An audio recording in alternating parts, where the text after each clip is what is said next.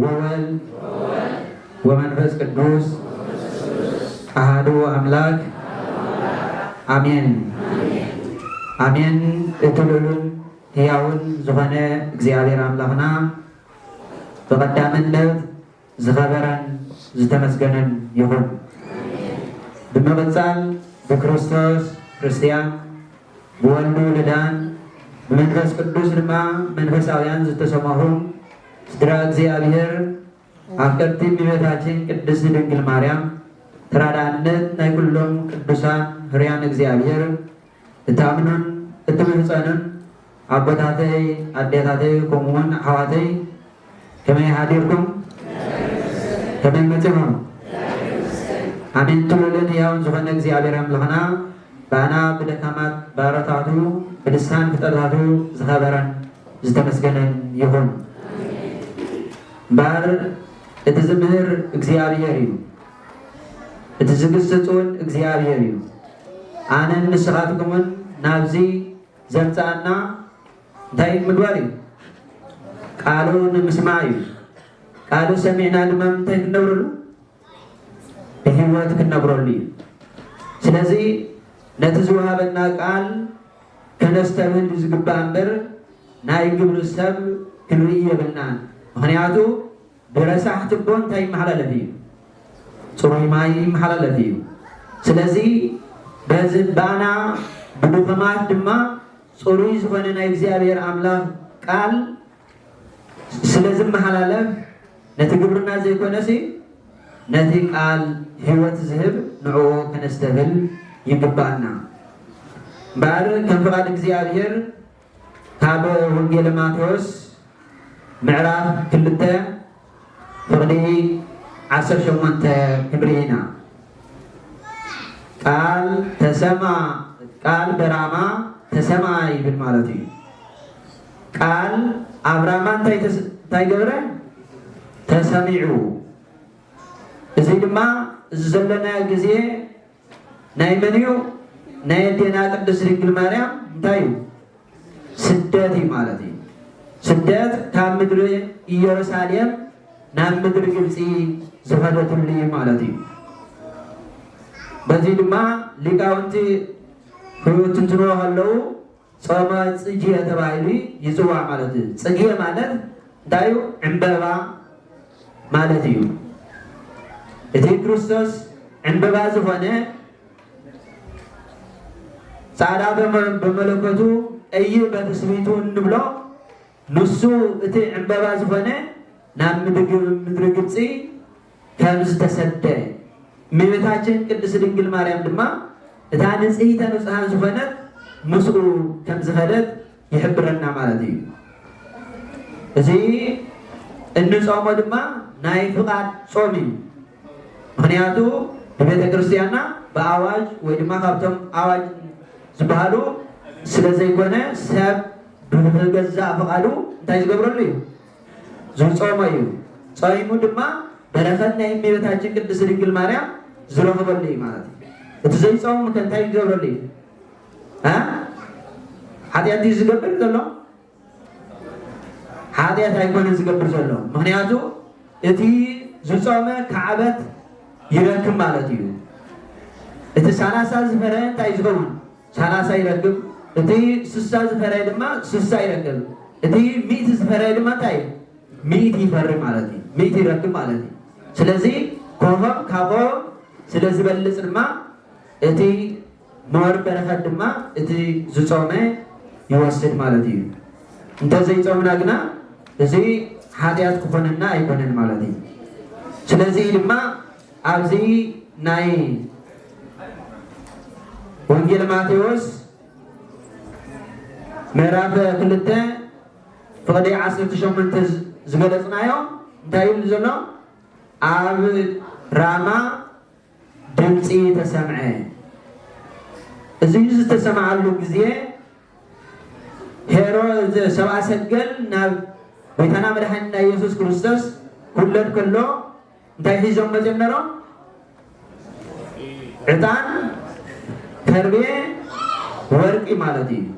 እዚ ድማ ዕጣን ናይ ምንታይ እዩ? ናይ ምንታይ እዩ? ናይ ክህነትዩ ወርቅኸ ናይ ንግስነቱ ከርቤኸ ናይ መከሩ ስለዚህ እነዚህ ሂቦሞ መስከሉ እንድህር ሃለፉ ሰብአ ሰገል ይብል ማለት እዩ ሰብአ ሰገል ምስ ሓለፉ ጎይታና መድኃኒትና ኢየሱስ ክርስቶስ ድማ ሄሮድስ ነቶም ሰብአ ሰገል እንታይ ኢልዎም ነይሩ መጀመርያ ክመፁ ከለዉ ንጉስ አይሁድ አይቲ ሃለወ ንጉስ አይሁድ እንዳበሉ እዮም መፅኦም ክመፁ ከለዉ ድማ በዚ ገርኩም ነቲ ህፃን ምስ ረኸብኩምዎ በአይ ገርኩም ሕለፉ ኣነ ድማ ክሰግዱሉ ኢሉ ማለት እዩ ብኣፉ ኢዳ እምበር ብግብሩ ንክቆትሎ እዩ ምክንያቱ ኣነ ንጉስ እንከለኹ ኣብዚ ዝነግስ የለን ብምባል ነቲ ህፃን ንክቀትል እዩ ሓሳቡ ነይሩ ቶም ሰብአ ሰገል ድማ ንክልተ ዓመት ተጓዒዞም ንጎይታና መድኃኒትና ኢየሱስ ክርስቶስ ኣበይ ረኺቦሞ ኣብ ቤተልሔም ረኺቦሞ ማለት እዩ ኣብ ቤተልሔም ምስ ረኸብዎ ጎይታና መድኃኒትና ኢየሱስ ክርስቶስ ድማ ንዕኦም እሶም ንጉስ አይሁድ ኣበየሎን እንዳበሉ ዝመፁ ዳሕራይ ክምለሱ ከለዉ ድማ ኣምላኽና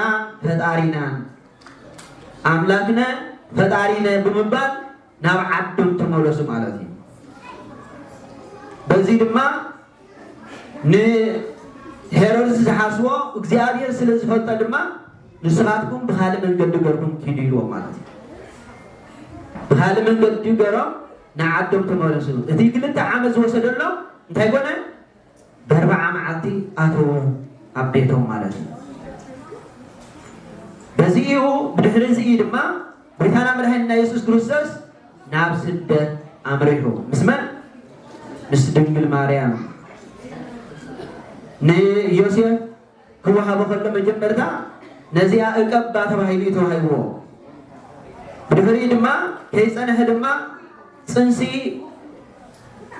ጠኒሳ ማለት እዩ ንክርስቶስ ድንግል መንፈስ ቅዱስ ጠኒሳ ሽዑውን መሊሱ ናብ ስደት ድማ ኣምሪሑ ማለት እዩ ኣብዚ ግን ምክንያት ኣይገበረን ከምቲ እግዚአብሔር ዝኣዘዞ ስቕኢሉ እዩ ዝኸደ ማለት እዩ ዓቅባ ስለ ዝተባሃለ ንዕኡ ክዕቅብ ክብል ንሱ ድማ እግዚአብሔር ኣብ ቅድሚ እግዚአብሔር ልዋህ ነበረ ማለት እዩ ንሕና ድማ ህዝበ ክርስቲያን እንተኮይና ብልውሃትና ኢና ክንፍለጥ ዝግባና ብፍቅሪ ኢና ክንፍለጥ ዝግባና ሓደ ክርስቲያን ነቲ ዝረገሙ እውን ክፅልየሉ ዘለዎ እዩ ማለት እዩ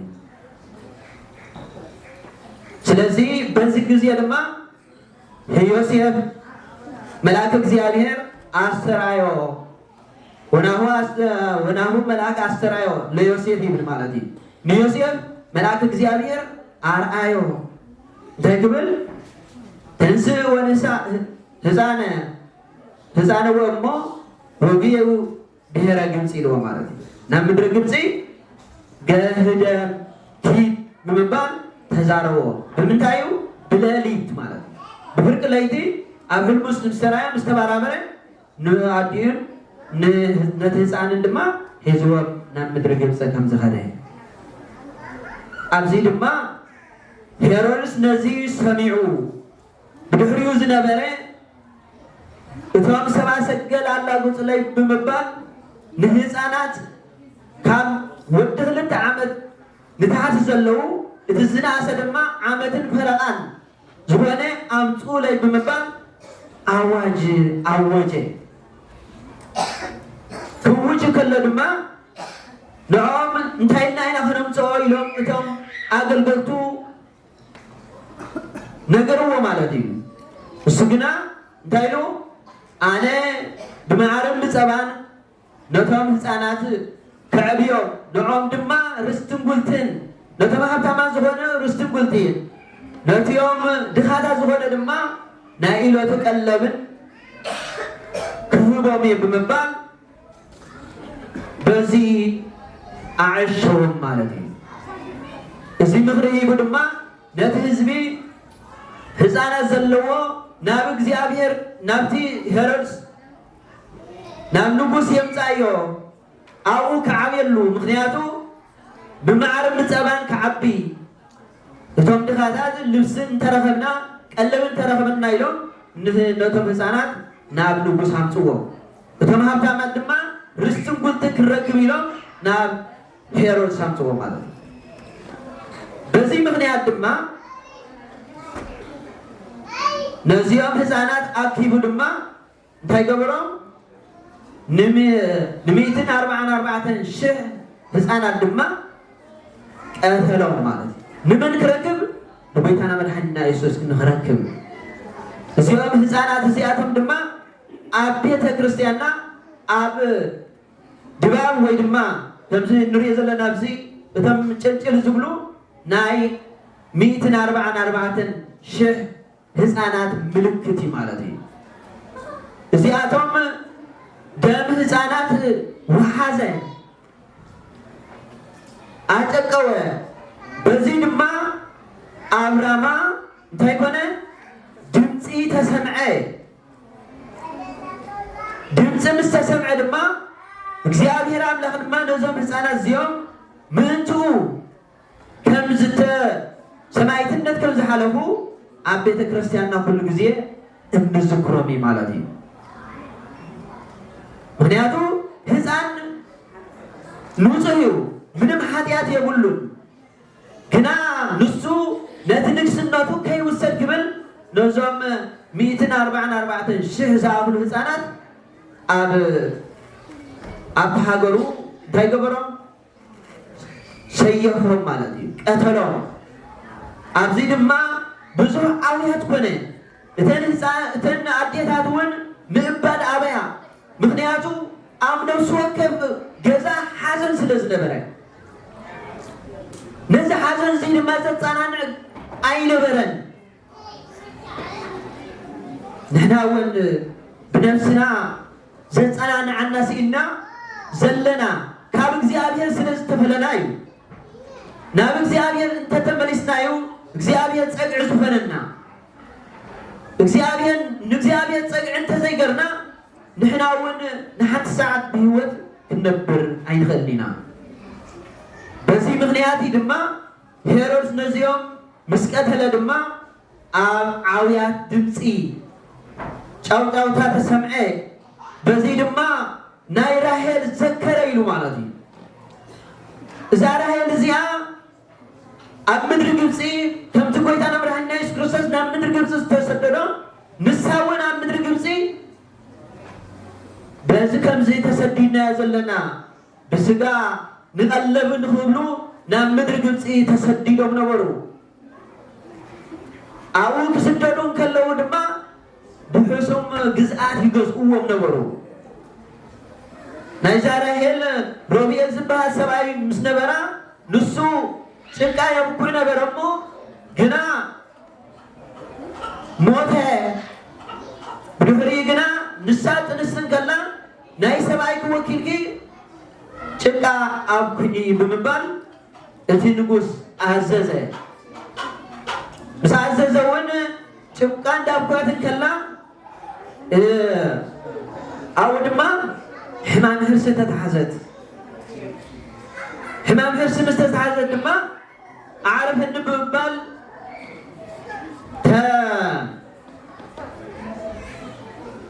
ሓተተቶ ማለት እዩ። ምስ ሓተተቶ ድማ እሱ እንታይ ኢልዋ ስእሊ ክዳር ገፂ ደም ናይ ሰብ ነቲ ጭቃ ነቲ ጡብ የጽንዕ ኢሉ ብጭካነ ተዛረባ ማለት እዩ።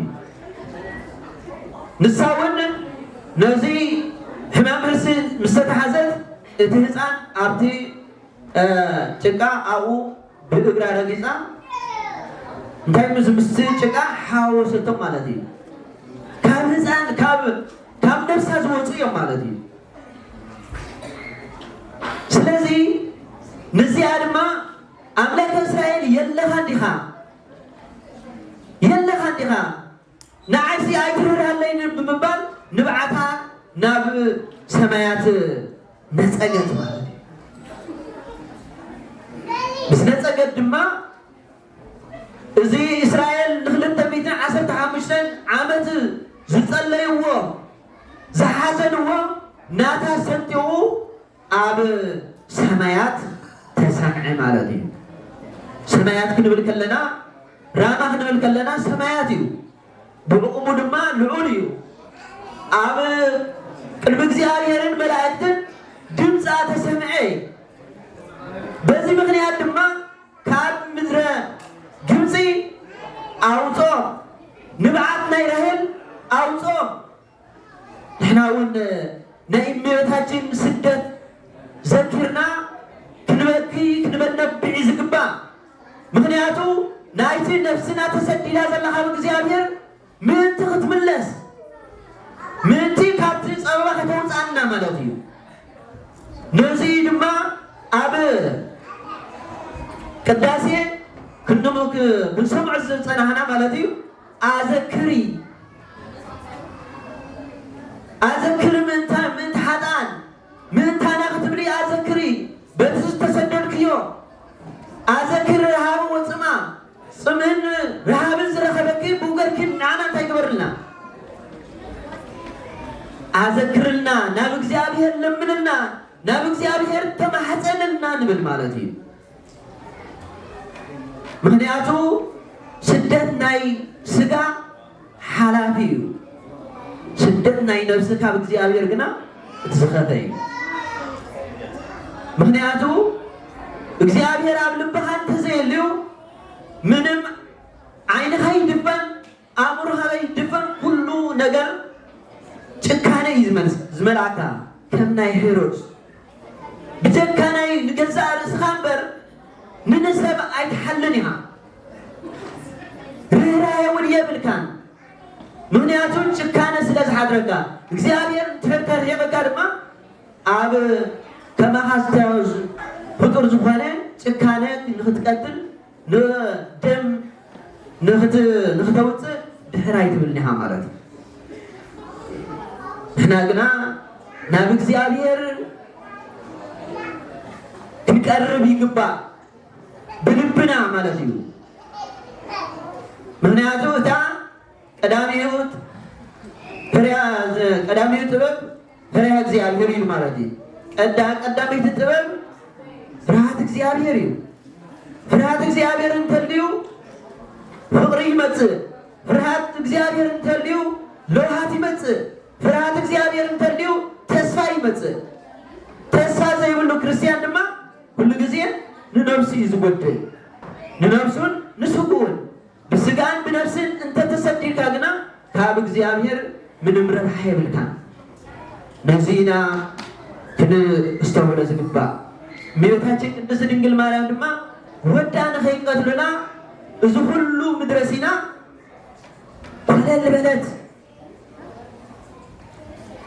ነዚኦም ምስ ቀተለ ድማ ሄሮድስ እንታይ ገሩ ስለዘይረኸቦ እቶም ዝደልዮም ዝነበርካ ሃዲሞምን ካብ ወፂኦም እዮም ብምባል ስለዝነገርዎ ንሱ ድማ ሰራዊት ኣኸቲሉ ከይድኩም ኣምፅኡለት ብምባል ተዛረቦም ንሳ ድማ ቤተና መድሃኒነ እሶም ደኺሞም ኣብ ሩባ እንዳዕረፉ ከለዉ ድማ ዮሳ ዝበሃል ውዲ ዮሴፍ ድማ መፂ እንታይ ገርዎ ነዚ ምስ ሰምዐ ብሃንደበት እንተመፆ ወደይ ክቐትለለይ ብምባል ኣዝያ ፈርሐት ፍርሃትን ረኣድን ሓዛ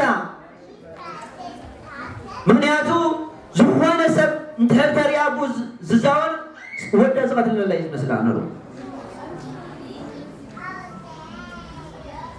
ስለዚ መፂ ድማ እቲ ዮሳ ዝበሃል ንስኹም ኣብዚ ትዕርፉ ኣለኹ ኣብ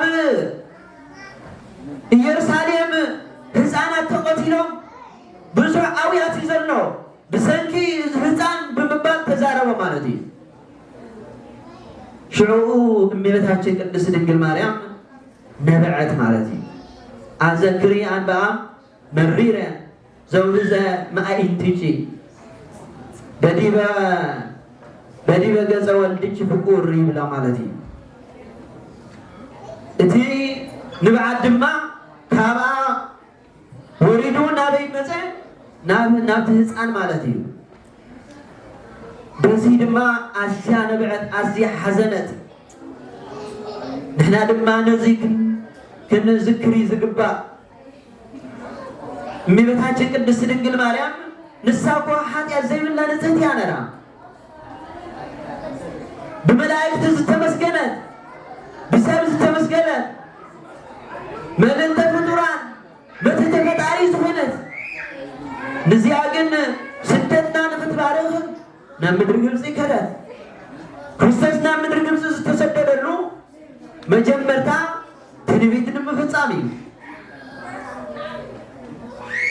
تنبيت نمفصام دما اب تنبيت إرمياس ምዕራፍ 31 ፍቅደ 15 ዘሎ እንግብጽ ጸዋይኩ ለወልድ ይዝብል ንዑን ምፍጻም ድማ ናበይ ከደ ናብ ምድር ግብጽ ኸደ ማለት ነው መጀመርታ ማለት ነው ተሃደ ድማ አው ክህደት መሊዩ ስለዝነበረ ክህደት ተሪሩ ስለዝነበረ ጎይታና ምን ኃይልና ኢየሱስ ክርስቶስ ድማ ንጣዖታት ንኽሰብር እምነ ነተማው ዝነበሩ ናብ እምነት ንኽመልስ ናብ ምድር ግብጽ ተሰደ نحنا بزعام من تاينا نحسب وي مدرق نابزي كنسدد كلنا بزعام سقانا تراجنا نحسب كاب عدنا رحمنا زلنا بزعام نفسنا دينا نحسب سب بزعام سقانا نزا سقانا زهون مقبي كندك زين مقبا كندك زين مقبا ها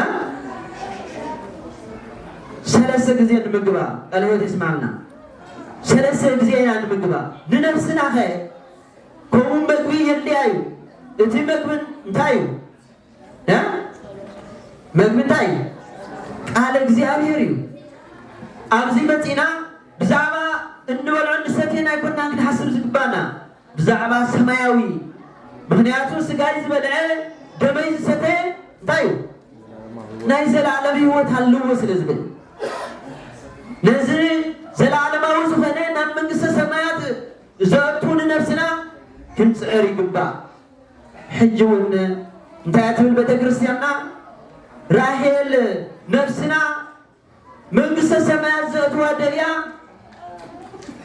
أب أبدنك من قصة سمايات بينا اتبكي الله اتا نفسنا زفنات اتا نزهتي كاب اكزيابير زتوهمنا يا نزهتي زفنات من قصة سمايات زرتوا دليا تبكي الله نحنا ولنا بلبنا نملس نام اكزيابير نتسقى اكزيابير يوتي انكو نحنا أمراتي مهنيات الزنا عالم نريالنا صباحي رهي مثلنا نصبحيتو يسلمت لو مثل خبناي مثلنا صباح نسي ناي عالم بجكا مكرامبر كالا عن سمعلي يلن مالتي مهنياتو تيبن در توليها سبر زينا زلتراها سمع مالتي نحاوز زينا يلن اتسبر زينا زلتراها حاوز زي كونس واهي نعم لنفس هذا الشغل نبي خير زبل بزي عالم تجنغنا مالدي እግዚአብሔር ግና አነ ለወያሞ ናባይ ምጹ ጸርኩን ድማ ናባይ አራግፉ አነ ድማ ታቀብሩልኩም ያ ታርፉኩም ያ ጸራይ ቀሊል ይሉ ማለት እዩ ስለዚህ ናብ እግዚአብሔር ክንጽጋ ይግባ ናብ እግዚአብሔር ተተጸገይና ይላልማ ንሁሉ ተስዕሮ ንኽእል ቅዱሳን አባታት ነዚ ክዝክሩን ከለው አብ ዝተጨነቁሉን እግዚአብሔር ስለዝዝክሩ ሁሉ ጊዜ ናይ ስጋ መከራ ሆይና አይመስለውም ይኖር ማለት ነው ምክንያቱ ንሳቶም ምስ እግዚአብሔር ስለዚህ ዝተራኸቡ ፍቅር እግዚአብሔር ስለዝሓዙ ንሕና ድማ ፍቅር እግዚአብሔር ፍቅረ ቢጽን ክትሕዝ ኣለና ነንህድና ክንፋቀር ኣለና ነንህድና ምስተፋቀርና ኢና ድማ ናብ እግዚአብሔር እንበጽሖ ማለት እዩ ፍቅሪ ብዙሕ ሓጢአት እንታይ ትገብር እያ ትኸድን እያ ፍቅሪ ዘይብሉ ሁሉ ከንቱ እዩ ኣነ ከም ናይ ቋንቋ መላእክቲ እኳ እንተተዛረቡ ፍቅሪ ዘይብለይ እንተኮይኑ እንታይ እዩ ከንቱ እዩ እዚ ድማ ምክንያቱም ንሕና ድማ ፍቅሪ ዘይብልና እንተኮይኑ ዋላ ቃል እግዚአብሔር እንተሃዝና እንታይ እዩ ምንም ናብ እግዚአብሔር ዘብፅሕ ኣይኮነን ብቃል ዘይኮነስ ብግብሪ ክንፋቀር ይግባእ ማለት እዩ ንዑ ድማ ነቲ ስጉን ደሙን ክንወስድ ተኮይና ንስሓ ኣቲና ድማ ስጉን ደሙን ክንወስድ ነታ ነፍስና ድማ ሽዑ እታ ራሄል ነፍስና ድማ ናብ መንግስተ ሰማያት ነጥዋ ናብ መንግስተ ሰማያት ነጥዋ እቲ ትጭነቆ ዘላ ኣብ ዳንኬራን ባያን ክንከይድን ከለና እንታይ እዩ ነፍስና ትጭነቕ እያ ንዑ ተሰሚዓ ትጭነቕ እያ ስለዚ ነዛ ራሄል ዝኾነት ነፍስና ድማ መንግስተ ሰማያት ዘእቱ ስራሕ ክንሰርሕ ይግባና ነዚ ክንገብር እግዚአብሔር ፀጉ ይደግፈና ወስብሐት ለእግዚአብሔር